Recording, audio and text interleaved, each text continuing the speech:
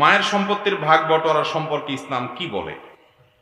বাবার সম্পদ যেভাবে বন্টন হবে একই পদ্ধতিতে মায়ের সম্পদও বন্টন হবে।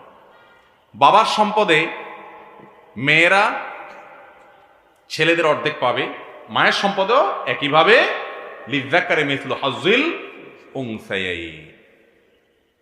এখানে আমার সেকুলার বন্ধুরা, নাস্তিক বন্ধুরা এসে জজবা উঠে যাবে, কেমন কথা, ইসলাম মেয়েদেরকে বলছে ছেলেদের অর্ধেক দিতে, হ্যাঁ কোরআনে মেয়েদের অধিকার কম দিছে। বাইরে আল্লাহর সাথে পাল্লা ধরলে গোল্লা যাইতে হবে, তোমার সমস্ত কুযুক্তি টিকবে না, তুমি নিজে লজ্জিত হবা।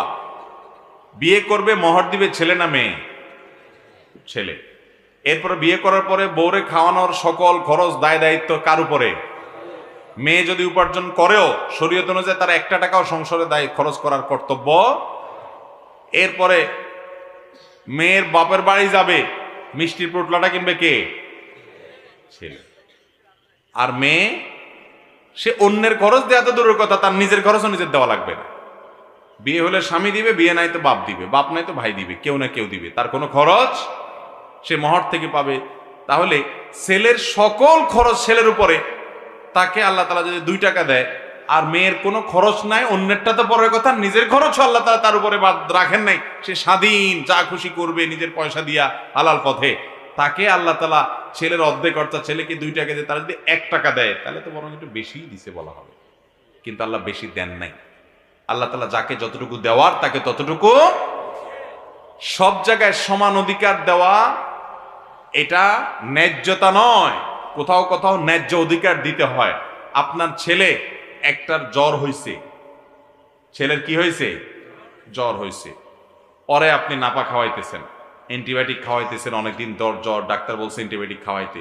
এখন আপনার মেয়েটার জ্বর হয় নাই, অসুস্থ, কিন্তু আপনি বলতেছেন না আমি টাকা দিয়ে ওষুধ কিনবো আমার ছেলের জন্য, মেয়েটাও তো আমারই মেয়ে, আমারই সন্তান, তার জন্য আমি টাকা দিয়ে ওষুধ কিনবো না, আমি এই জুলুম করতে পারি না। আপনি অ্যান্টিবায়োটিক আর না পায় না তারাও খাওয়াইবেন। এটা কি ইনসাফ হবে না জুলুম হবে? অতএব সব জায়গায় সমান সমান খুঁজতে হয় না, কোথাও কোথাও ন্যায্যতার জন্য কম বেশি করাটাই বরং কি হয়? ন্যায্যতা। ছেলে যেটা 20 বছর বয়স, ওর জন্য জামা কিনছেন যে সাইজের, চিন্তা করছেন ছোটটাও তো আমার ছেলে, আরেকজনের না, অতএব ওর জন্য একই সাইজ জামা কিনবো, ছোট সাইজ জামার দাম কম, ওইটা আমি কেন কিনবো? কিনলেন ওরকম একটা জামা তার জন্য। ইনসাফ হবে না জুলুম হবে? আল্লাহ তাআলা যাকে যা দেয়া দরকার তাকে তা দিয়েছে। তোমার মতো নাস্তিকের পণ্ডিতি করা লাগবে? আমরা আমাদের রবের উপর ঈমান আনছি, আমাদের রব যা বলেছেন ওর চাইতে যৌক্তিক, ওর চাইতে লজিক্যাল, ওর চাইতে প্রয়োজনীয় আর কিছু হতে পারে?